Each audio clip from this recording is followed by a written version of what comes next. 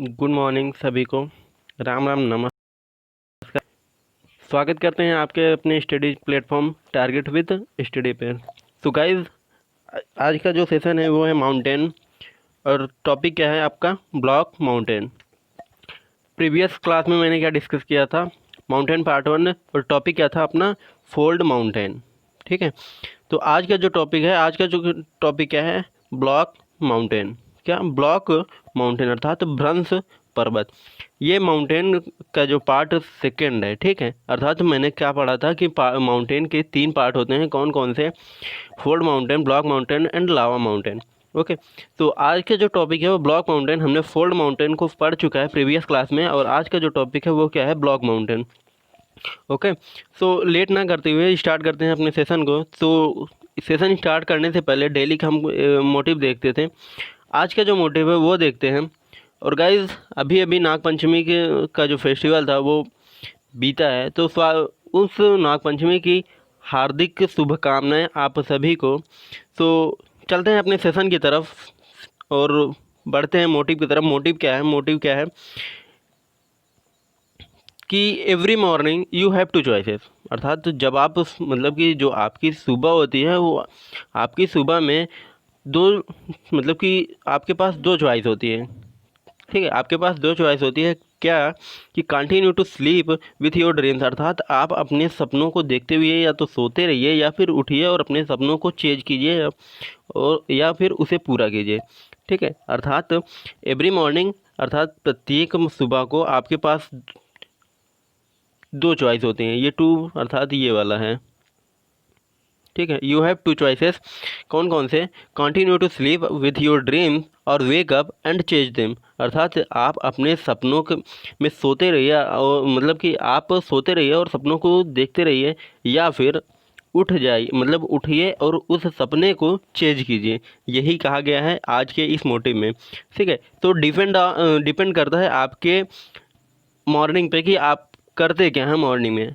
Chase करते हैं या फिर वो ड्रीम्स को देखते हुए सोते हैं। ठीक है। आप मतलब कि सबकी ड्रीम होती है, सब देखते हैं कि हाँ मुझे ये करना है, ये करना है, लेकिन चेज कोई नहीं करता।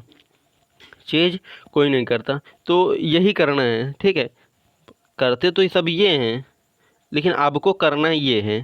ठीक है। आपको करना ये है, और स्टार्ट हम कर चुके हैं। स्टार्ट हम कर चुके हैं। कैसे? धीरे धीरे। मतलब कि अगर हमें माइल्स तक जाना है तो उसकी जो जर्नी होगी वो स्टार्ट होगी फर्स्ट स्टेप से। फर्स्ट स्टेप से हमारी एक मील्स की जर्नी, जो माइल्स की जर्नी है वो स्टार्ट होती है। अर्थात अगर हमें कहीं पे जाना है तो हमें स्टार्ट करना ही होगा। ठीक है।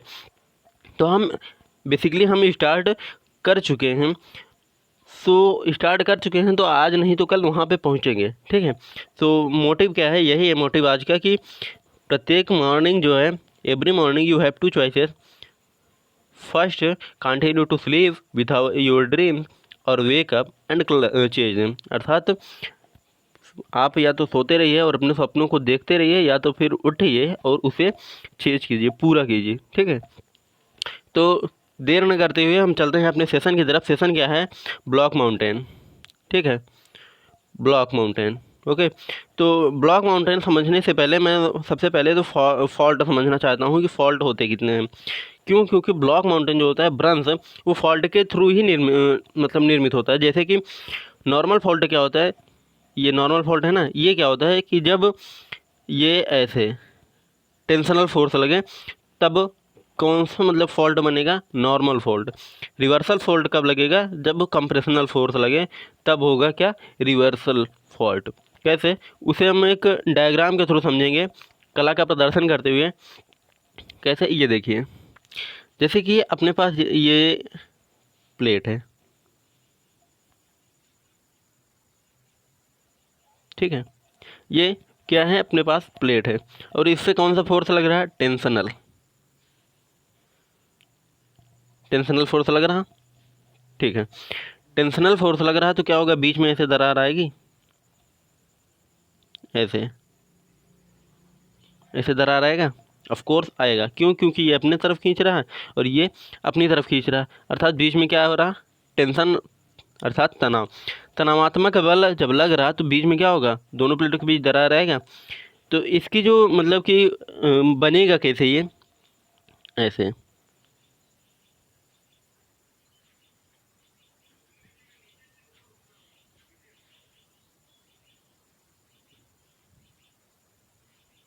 ये ऐसे बनेगा, अर्थात बीच वाला पार्ट जो है वो ऐसे क्या करेगा, सबडक्ट हो जाएगा, मतलब कि धंस जाएगा। ठीक है, तो ये कौन सा है, इसे क्या कहते हैं, इसे बेस वाल कहते हैं। अर्थात जो हमारा ये वाला भाग है, जो हमारा जिस पे हमारा ये भाग लटक रहा है, ये लटकता हुआ दिख रहा है ना, ये ऐसे, ये जो लटकता हुआ भाग है इसे कहते हैं हैंगिंग वाल। क्या, हैंगिंग वाल। इस जो लटकते हुआ भाग है इसे कहते हैं क्या, हैंगिंग वाल। ओके, और जो ये हमारा जिस पे ये लटक रहा इसे क्या कहते हैं, इसे इसे कहते हैं बेस वाल। क्या, बेस वाल। ठीक है, एक बार क्लियरली देखते हैं, जैसे कि ये ऐसे होगा,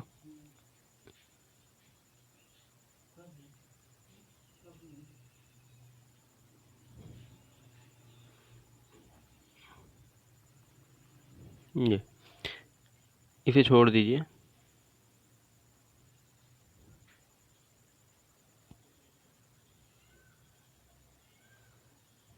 ओके, तो देखो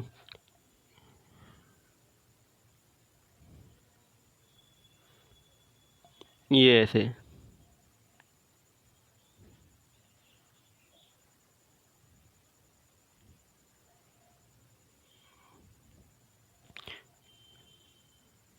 ये ये दिख रहा, ये देखिए, ये जो लटक रही हमारी, ये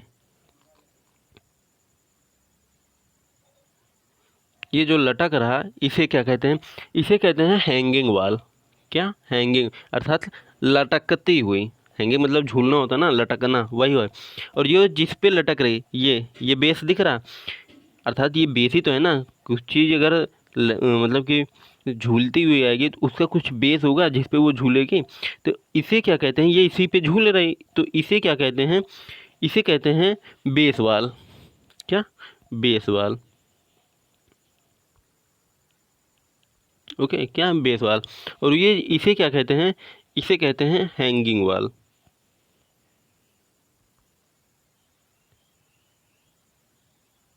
ओके, क्लियर हुआ। हाँ, और इतनी बात क्लियर हुई, ऑफ कोर्स क्लियर हुई होगी। क्यों, क्योंकि इसमें कुछ समझने वाला है नहीं, जो था वो बता दिया गया कि इसे क्या कहते हैं, जिस पे ये लटक रही उसे कहते हैं बेस वाल, और जो लटक रही उसे क्या कहते हैं, हैंगिंग वाल। कौन सा फोर्स लग रहा है, टेंशनल फोर्स, इतना इतना ही बताया। ठीक है, अर्थात ये इधर खींच रहा है एक दूसरे को, ये इधर। ठीक है, और सबसे पहले प्लेट कैसे थी, ऐसे, ये इधर खींच रहा, ये इधर खींच रहा, तो बीच में क्या आएगा, दरार ऐसे। ओके, अभी तक सिर्फ इतना ही बताया है। ओके, अब देखो इस तरह के फॉल्ट को कहते क्या हैं, ऐसे था, ऐसे, इस तरह के फॉल्ट को कहते हैं नॉर्मल फॉल्ट।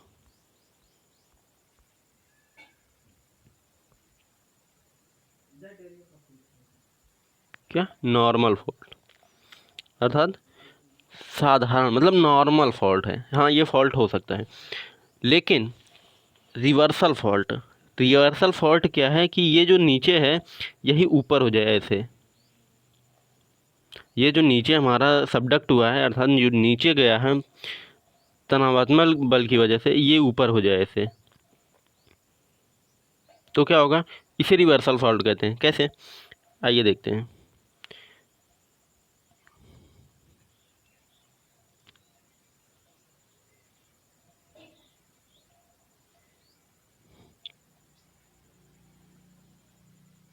ये इसे क्या कहते हैं, इसे कहते हैं रिवर्सल फॉल्ट। कैसे, देखो बेस वाल हमारे क्या है, नीचे है,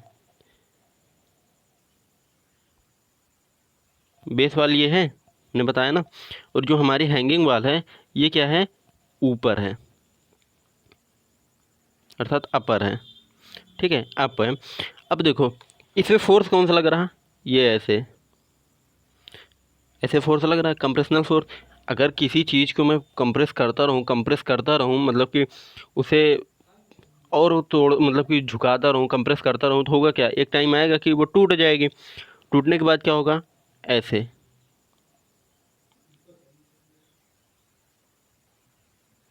ऐसी आकार की मतलब आकृति बन जाएगी, ये लिथोस्फेयर। मतलब कि जब अर्थ में ऐसा होता है तो ये ऐसी आकृति बन जाती है। तो इसे क्या कहते हैं, इसे कहते हैं रिवर्सल फॉल्ट।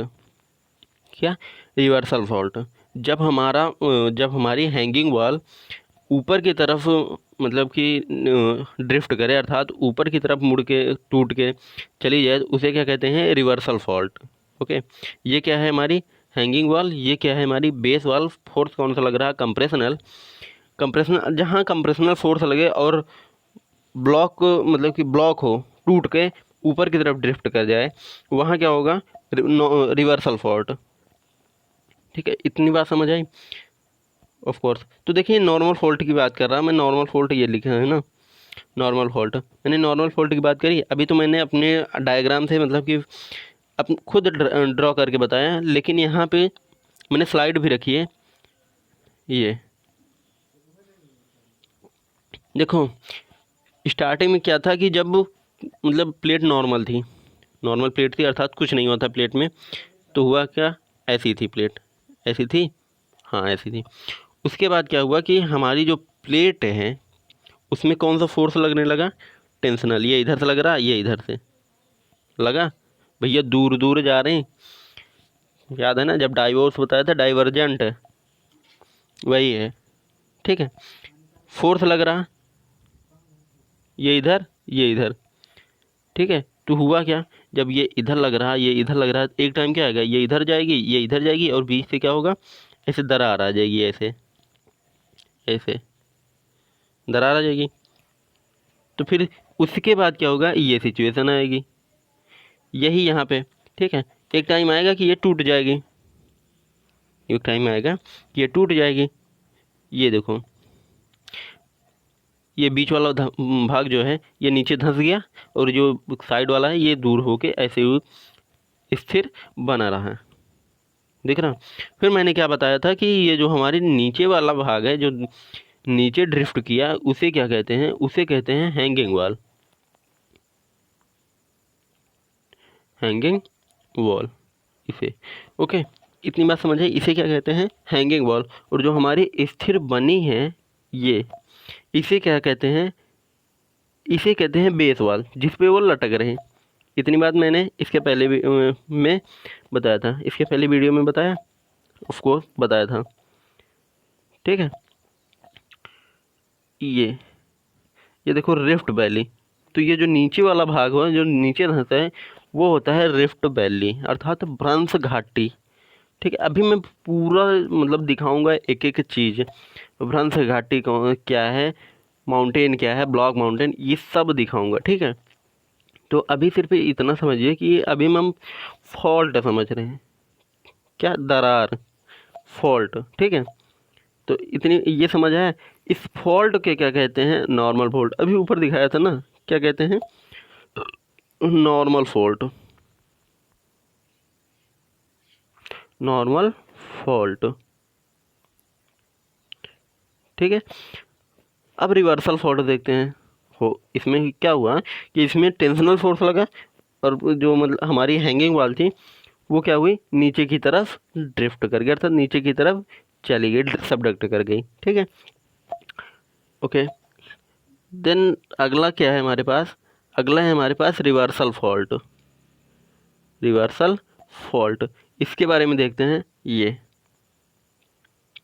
इसमें क्या हो रहा, इसमें हो रहा कि हमारी जो बेस वाल है वो तो स्थिर रहेगी, लेकिन जो हमारी हैंगिंग वाल है वो ऊपर की तरफ ड्रिफ्ट कर जाएगी, ठीक है। हमारी जो बेस वाल है, ये बेस ही तो है जिस पे ये लटक रहे हैं, ये हैंगिंग कर रहे हैं, ये बेस ही तो है ना। तो ये क्या कर रहे हैं कि जो बेस वाल है हमारी ये स्थिर है, और जो हमारी हैंगिंग वाल है ये ऊपर की तरफ क्या हुई, खिसक गई, ठीक है। ये कैसे हुआ कि जब इस पे ऐसे फोर्स लगाएंगे, ऐसे अभी मैंने ऊपर दिखाया ना अपने तरीके से ड्रॉ करके, वही है कि यहाँ जब कंप्रेशनल फोर्स ऐसे लगा तो क्या होगा कि एक टाइम आएगा कि इसमें दरार हो जाएगा, टूट जाएगी भाई। एक टाइम ऐसे सहन करेगी, दूसरी मतलब कुछ टाइम बाद ये ऐसे टूट जाएगी। ठीक है, कुछ टाइम बाद जब इसमें ऐसे कंप्रेशनल फोर्स लगेगा ऐसे दोनों तरफ से, तो होगा कि कुछ टाइम तक तो ये ऐसे एडजस्ट करेगी, उसके बाद क्या होगा कि ये टूट जाएगी ऐसे। ठीक है, इसमें दरार आ जाएगी, ये टूट जाएगी। फिर भी अगर फोर्स लगता ही रहा तो ये क्या करेगी कि ये ऐसे कंप्रेस करेगा इधर से, ये इधर से, तो का क्या कि ये ऐसे ऊपर की तरफ ड्रिफ्ट कर जाएगी। ठीक है, तो इस फॉल्ट को क्या कहते हैं, इस फॉल्ट को कहते हैं रिवर्सल फॉल्ट। ठीक है, फॉल्ट को क्या कहते हैं, रिवर्सल फॉल्ट। ठीक है, तो हम नॉर्मली क्या कह सकते हैं कि जब हमारी हैंगिंग वॉल नीचे की तरफ जाए, अर्थात सबडक्ट की तरफ जाए, तो मतलब सबडक्ट जैसे दिखे तो क्या होगा, नॉर्मल फॉल्ट। और जब हैंगिंग वॉल हमारी अप करे अर्थात ऊपर की तरफ जाए, तो उसे क्या कहते हैं, उसे कहते हैं रिवर्सल फॉल्ट। उल्टा हो रहा ना, उल्टा ही तो हो रहा है ये। हैंगिंग वॉल ऊपर जा रही है, बेस वॉल नीचे, हैंगिंग वॉल ऊपर बेस वॉल नीचे, और इसमें क्या, बेस वॉल ऊपर हैंगिंग वॉल नीचे।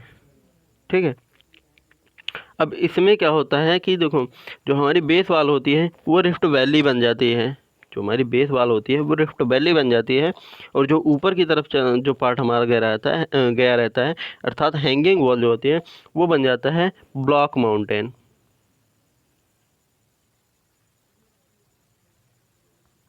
क्या, ब्लॉक माउंटेन, अर्थात जिसे कहते हैं भ्रंश पर्वत। ठीक है, भ्रंश पर्वत। इंडिया में आपने एक नाम सुना होगा, विंध्यन, विंध्यन पर्वत श्रृंखला सुने हैं, विंध्यन पर्वत श्रेणी, वो इसी का एग्जाम्पल है। विंध्यन एंड सतपुड़ा इसी का एग्जाम्पल है। ठीक है, किसका, ब्लॉक माउंटेन का। ठीक है, इंडिया में एक कौन सा है, विंध्यन और सतपुड़ा, कहाँ पे है, ये मध्य भारत ऐसे करके। इसके भी नीचे नर्मदा नदी ऐसे पूरा साइड बहती है, फिर सतपुड़ा, नीचे से तापी ऐसे। ठीक है, तो रिवर्सल फॉल्ट समझ है। अब देखो, इतना फॉल्ट तो समझ गए, चलिए ठीक है, फॉल्ट बात समझ आ गई। ओके, देन ये जो अपर पार्ट है अर्थात ये जो उठा हुआ भाग है, इसे कहते क्या हैं, हैंगिंग वॉल। इतने से तो हम संतुष्ट हुए नहीं, तो इसे कहते हैं, जब ये ऊपर उठ जाता है तो इसे कहते हैं ब्लॉक माउंटेन। क्या, भ्रंश पर्वत।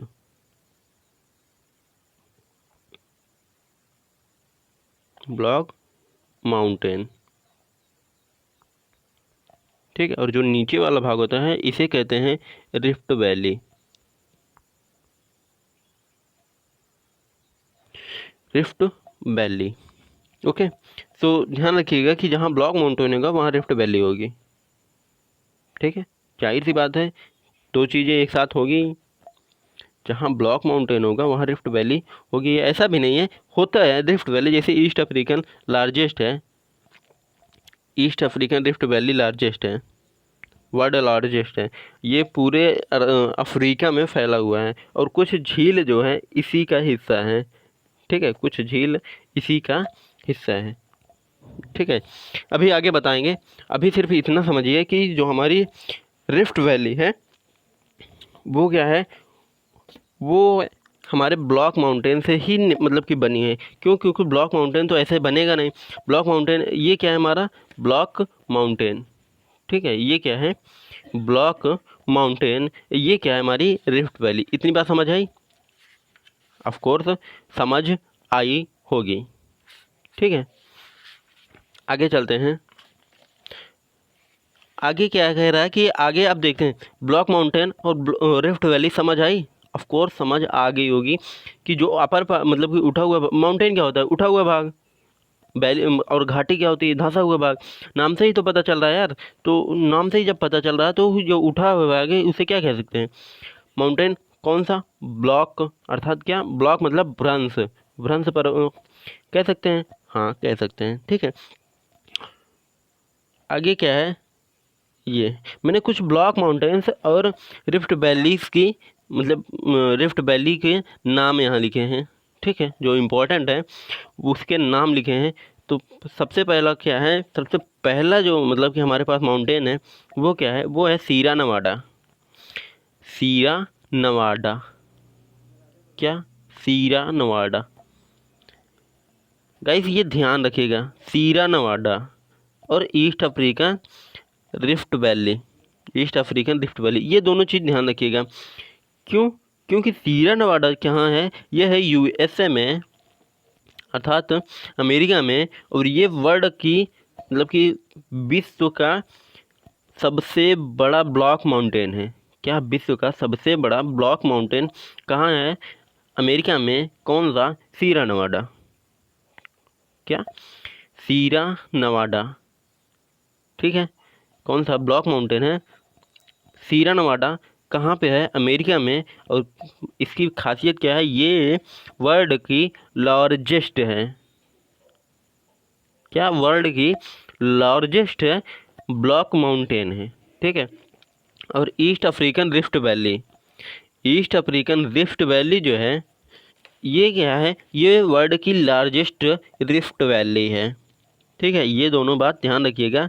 कौन सी? सीरा नवाडा और ईस्ट अफ्रीकन रिफ्ट वैली। सीरा नवाडा कहाँ है? यूएसए में। और ईस्ट अफ्रीका कहाँ, अफ्रीकन रिफ्ट वैली कहाँ है? अफ्रीका में। क्यों? क्योंकि अफ्रीकन नाम से ही पता चल रहा कहाँ है, अफ्रीका में। दूसरा माउंटेन हमारे पास कौन सा है? विंध्यन। कहाँ? विंध्यन। ये कहाँ है? विंध्यन अभी बताया ना, ये तो इंडिया में ही है। कहाँ? इंडिया में, ठीक है। और अगर स्टेट अगर पूछा जाए, स्टेट कहाँ है, तो एमपी, अर्थात मध्य प्रदेश, ठीक है। ओके, विंध्यन। उसके बाद हमारे पास है एक राइन घाटी। कौन सी? राइन घाटी। ये एन है, यहाँ राइन है, ठीक है। राइन घाटी, राइन घाटी कहाँ है? राइन घाटी भैया, बड़े भाई साहब, राइन घाटी है जर्मनी में। कहाँ पे? जर्मनी में। इस घाटी से होकर क्या बहती है? राइन रिवर, ठीक है। अभी मैंने एक स्लाइड रखी हुई है, वहाँ पे आपको अच्छे से दिखा के तब बताऊँगा, ठीक है। राइन घाटी से क्या होकर कौन सी नदी बहती है? राइन रिवर।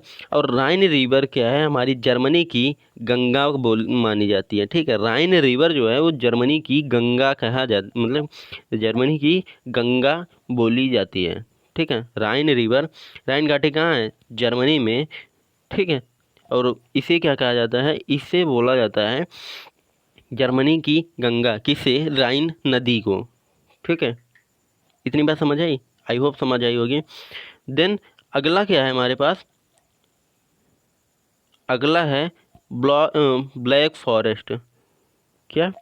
Black forest. ये कहाँ है? ये है भैया जर्मनी में।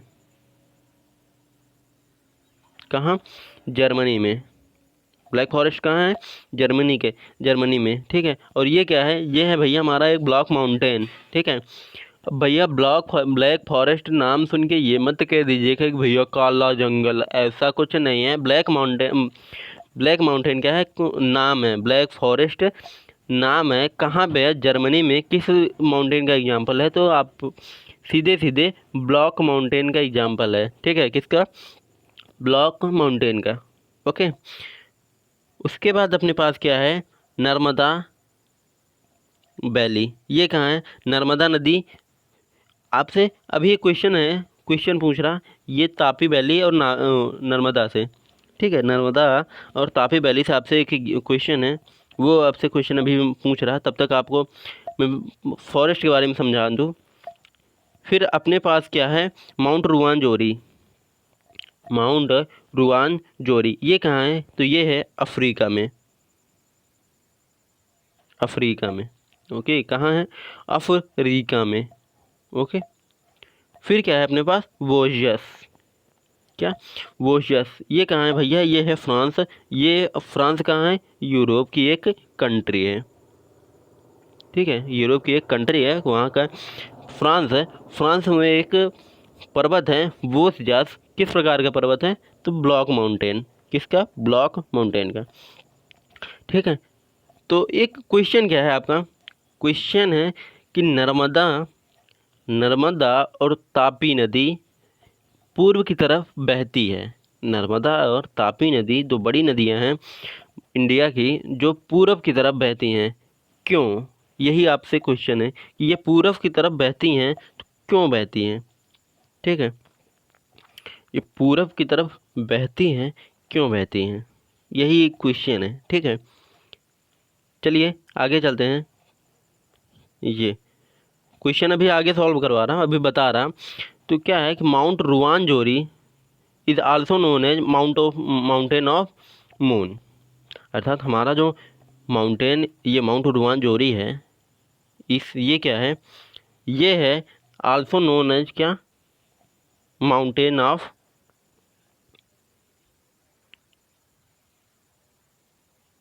मून। ठीक है, क्या, माउंटेन ऑफ मून। ठीक है, नाम ही है माउंटेन ऑफ मून, नहीं तो बता दो भैया चंद्रमा से क्या, ऐसा कुछ नहीं है, माउंटेन ऑफ मून नाम ही है। ठीक है, नहीं तो कुछ लोग होते हैं ना कि सोचने लगते हैं कि भैया चंद्रमा से, वहाँ का जो चंद्रमा का पर्वत है वही उठा के ले आके माउंट रुआंजोरी बना के रख दिया गया है, जिसे माउंटेन ऑफ मून कहा गया। नहीं, ऐसा कुछ नहीं है। वो ना, उसकी मतलब कि बोला गया है कि माउंट जो रुआंजोरी है वो माउंटेन ऑफ मून की संज्ञा उसे दी गई है। ठीक है, माउंटेन ऑफ मून। ओके, और हमारी फिर आती है कि ईस्ट अफ्रीकन रिफ्ट वैली जो है, east African rift valley is the largest valley of the world. क्या, ईस्ट अफ्रीकन रिफ्ट वैली जो है वो विश्व की सबसे बड़ी भ्रंश घाटी है। ठीक है, सबसे बड़ी भ्रंश घाटी है। ओके, आगे क्या कह रहे हैं कि लेक विक्टोरिया, लेक विक्टोरिया कहाँ है, अफ्रीका में पूर्वी साइड, पूरब साइड में है। ठीक है, तो कहा क्या जा रहा है कि लेक विक्टोरिया पूर्वी अफ्रीकन भ्रंश घाटी अर्थात ईस्ट अफ्रीकन रिफ्ट वैली का हिस्सा नहीं है। गाइस, ये क्वेश्चन पूछा गया है। ठीक है, ये वाला क्वेश्चन पूछा गया है कि lake Victoria east African rift valley का हिस्सा है या नहीं। अर्थात यह मतलब कि दो तीन लेक रख के पूछा जाता है, तो आप इसे याद रखिएगा कि लेक विक्टोरिया नहीं है। ठीक है, किसका, ईस्ट अफ्रीकन रिफ्ट वैली का हिस्सा लेक विक्टोरिया नहीं है। ठीक है, इतनी बात याद रहेगी, ऑफ कोर्स याद रहेगी। ठीक है, और हमारी जो नील नदी है कहाँ है, अफ्रीका में। नील नदी, नील नदी का कुछ भाग, नील नदी का कुछ भाग इसी से होके जाती है। कौन सी, ईस्ट अफ्रीकन रिफ्ट वैली से होकर बहती है। ठीक है, हमारी नील नदी का कुछ हिस्सा जो है इसी नदी से होकर बहती है। ठीक है, तो आइए देखते हैं। ये पहली स्लाइड है हमारे पास, कौन सी, पहली स्लाइड है ईस्ट अफ्रीकन रिफ्ट वैली। ठीक है, ईस्ट अफ्रीकन रिफ्ट वैली अपने पास ये पहली स्लाइड है। ये देखिए, ये हमारा क्या है, अफ्रीका है। ठीक है, ये क्या है हमारा, अफ्रीका। ठीक है, इसमें हम आपको जूम करके दिखा रहे हैं। ये आपको ये वाला भाग दिख रहा है, ये ऐसे, ये ऐसे ऐसे। ठीक है, ये क्या है, हमारी रिफ्ट वैली है। क्या, यही हमारी रिफ्ट वैली है। ठीक है,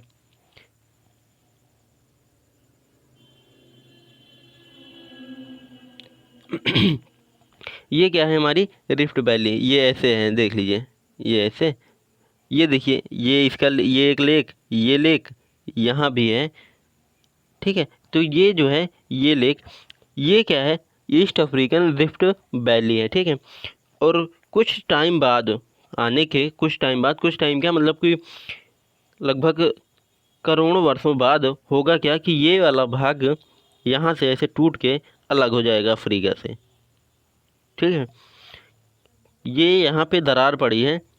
ठीक है, ये धीरे धीरे क्या होगा कि ये अलग हो जाएगा, किससे, अफ्रीका से। ठीक है, आज नहीं होगा, करोड़ों सालों में होगा, लाखों सालों में होगा।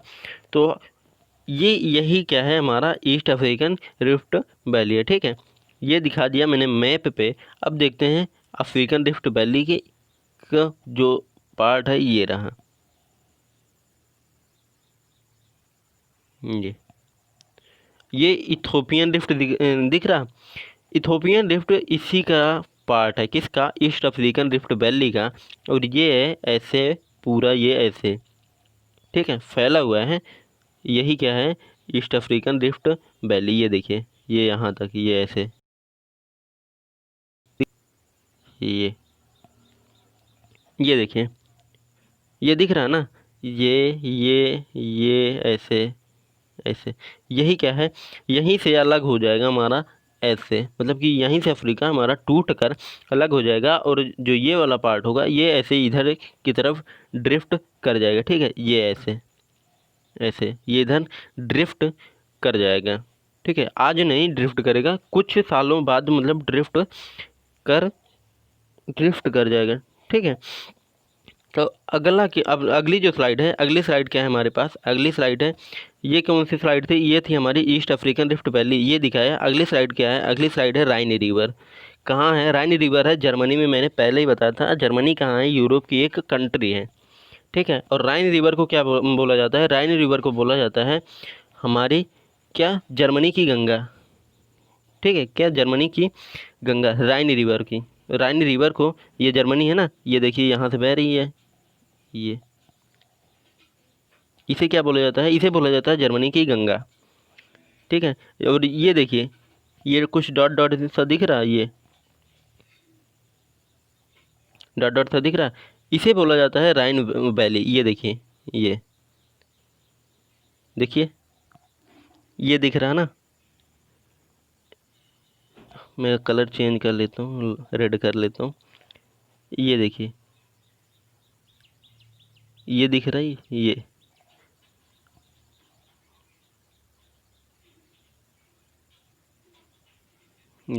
क्या दिख रहा, ये दिखा रहा आपकी राइन वैली को। मैंने दिखाया था ना राइन वैली, और राइन वैली से ये क्या बहती है, राइन रिवर। राइन रिवर को क्या कहा जाता है, जर्मनी की गंगा, ठीक है। इतनी बात समझ आई आपको, मतलब कि राइन वैली भी दिखा दिए, राइन रिवर भी दिखा दिए, अर्थात राइन घाटी भी दिखा दिया गया, और राइन रिवर भी। राइन रिवर क्या है, राइन रिवर हमारी जर्मनी की गंगा है, जर्मनी की एक रिवर है, ठीक है। और कहाँ से होके बहती है, राइन घाटी से, ठीक है। दिख रहा, ऑफ कोर्स दिख रहा होगा। ये जो हमारी डॉट डॉट है, ये डॉटेड है ना, ये डॉटेड जो है, ये है हमारी, किसको डिनोट कर रही, ये डिनोट कर रही राइन वैली को, ठीक है, किसे डिनोट कर रही, राइन वैली को। और जो हमारी ये ब्लू कलर की है, ये ब्लू है ना, ये डिनोट किसे कर रही, ये डिनोट कर रही राइन रिवर को, किसे, राइन रिवर को, ओके। अगला क्या है, अगला है हमारा मोस्ट इम्पॉर्टेंट क्या, सतपुड़ा, विंध्यन, नर्मदा एंड तापी। सतपुड़ा और विंध्यन क्या है हमारी block mountain, Narmada and Tapi क्या है हमारी रिवर है, ठीक है। ये मैंने एक क्वेश्चन पूछा था कि नर्मदा और तापी पूर्व साइड क्यों बहती है, सॉरी पश्चिम साइड है, पश्चिम साइड क्यों बहती है। सभी नदी जो है हमारी, भारत की सभी नदियाँ जो हैं वो पूर्व साइड बहती हैं, और कहाँ गिरती हैं, बंगाल की खाड़ी में। लेकिन ये पश्चिम में गिर के अरब सागर में गिरती हैं, कहाँ पे, अरब सागर में, ये दिखा रहा, अरेबियन सी, ये दिख रहा, ये देखिए अरबियन सी। और ये क्या है, बे ऑफ बंगाल, बंगाल की खाड़ी, ठीक है। तो ये ऐसा क्यों होता है कि हमारी नर्मदा रिवर जो है, नर्मदा एंड जो तापी रिवर है वो अरबियन सी में गिरती है, क्यों, जबकि ईस्ट मतलब वेस्टर्न घाट जो है हमारा, पश्चिमी घाट, ये उठा हुआ है, फिर भी ऐसा क्यों होता है कि ये इधर गिरती हैं दो नदियाँ। ये इसलिए क्यों, क्योंकि ये दोनों नदियाँ हमारी भ्रंश घाटी से होकर बहती हैं, ठीक है। भ्रंश घाटी से होकर बहने की वजह से ये नदियाँ कहाँ गिरती हैं, ये नदियाँ गिरती हैं अरबियन सी में, अर्थात अरब सागर में गिरती हैं, ठीक है। कहाँ पे, अरबियन सी। तो हम विंध्यन सी और सतपुड़ा सी को देख लेते हैं, ये दिख रहा, ये हमारा क्या, विंध्यन रेंज, अर्थात विंध्यन श्रृंखला, ठीक है, विंध्यन श्रृंखला, ठीक है। ये देखिए, ये एरो डिनोट कर रहा है ना कि हमारी जो नर्मदा नदी है ये यहाँ से निकल के ऐसे ऐसे, मतलब निकल कर मतलब क्या, मतलब नर्मदा नदी नदी यहाँ से निकलती है और ऐसे पश्चिम की साइड बहती हुई अरबियन सी में गिर जाती हैं। ठीक है, उसके टॉप पे कौन सी से हमारी मतलब कि जो टॉप रेंज है वो कौन सी है? विंध्यन। विंध्यन के बाद क्या है? नर्मदा। कौन सी? नर्मदा। नर्मदा के मतलब नीचे कौन सी है? सतपुड़ा। ये जो हमारी रेंज है ये है सतपुड़ा, और सतपुड़ा के नीचे कौन सी है? तापी। ये मैं इंडियन में पूरा बताऊंगा कि ये दोनों ये नदियाँ कहाँ से निकलती हैं और पूरब साइड मतलब पश्चिम साइड जाके गिरती हैं। ठीक है, जब मैं इंडियन ज्योग्राफी पढ़ाऊंगा तो वहाँ का ये टॉपिक है, वहाँ पे बताऊंगा। अभी ये कि ये दोनों मतलब कहाँ से बहते हैं। ठीक है, तो ये विंध्यन रेंज है। क्या? विंध्यन श्रृंखला। विंध्यन श्रृंखला ये इसके नीचे मतलब ये किस टॉपिक किस प्रकार का जो मतलब किस प्रकार का पर्वत है? ये पर्वत है ब्लॉक माउंटेन का, और सतपुड़ा श्रेणी ये भी ब्लॉक माउंटेन का है। ठीक है, तो यहाँ से जो नदी बहती है वो कौन सी है? नर्मदा एंड तापी। ठीक है, दिख रही ना ये ऐसे। ठीक है, तो ध्यान रखिएगा कि भारत की दो बड़ी नदियाँ कौन कौन सी? नर्मदा और तापी पश्चिम की तरफ बहती हैं और कहाँ गिरती हैं? वो गिरती हैं हमारी नर्मदा सॉरी अरबियन सी। कहाँ पे? गल्फ ऑफ खंभात में। Arabian Sea, gulf of Khambhat में। ठीक है, इतनी बात समझ आई? आई होप समझ आई होगी।